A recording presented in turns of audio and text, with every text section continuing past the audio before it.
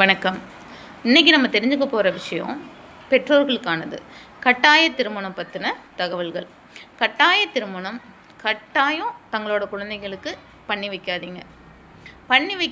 கட்டாய திருமணம் பண்ணி வைக்கிறதுக்கான காரணங்கள் என்னன்னு பார்த்தோம் அப்படின்னா, தனது மகனோ மகளோ யாரோ ஒருத்தரை விரும்புகிறது. அவங்க விரும்புகிறாங்க அப்படிங்கிறது பிடிக்காமல் குடும்ப சூழ்நிலை காரணமாக இல்லை அவங்களோட நலன் சம்மந்தமாக அவங்களுக்கு கட்டாய திருமணம் பண்ணி வைக்கிறாங்க. இதில் அவங்களோட பேக்ரவுண்ட் என்னவா இருக்குது அப்படின்னு சொல்லி பார்த்தோம் அப்படின்னா, எங்களோட குடும்ப கௌரவம் கெட்டு போயிடும்.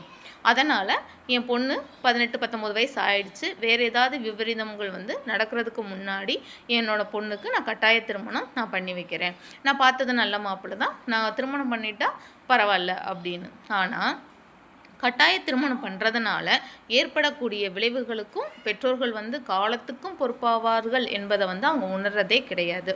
நீங்களே சொல்லுங்கள், நம்ம பிள்ளைங்களை கட்டி கொடுத்த உடனே முடிஞ்சிருதா?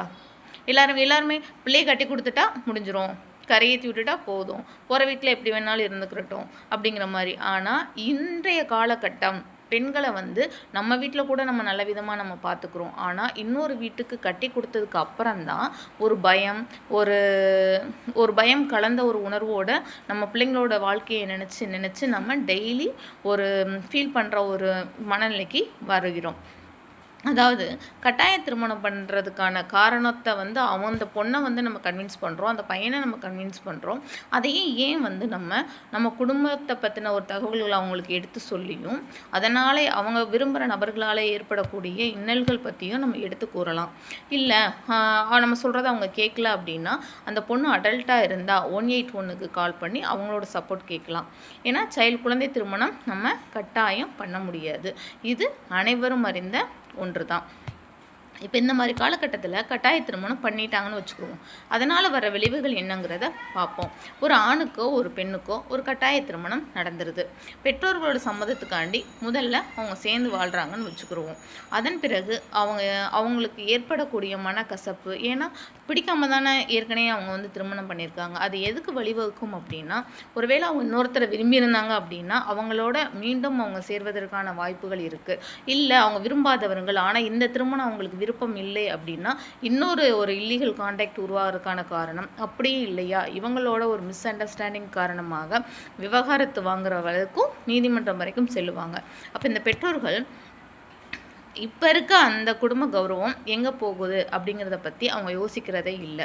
நம்மளோட பொண்ணுக்கு பிடிச்ச வாழ்க்கையை அமைச்சு தரணும், இல்லைன்னா நமக்கு பிடிச்சமான வாழ்க்கையை அந்த பொண்ணோ பையனோ ஏற்றுக்கிற மனப்பக்குவத்துக்கு கொண்டு வந்த பிறகு திருமணம் பண்ணி வைக்கணும்.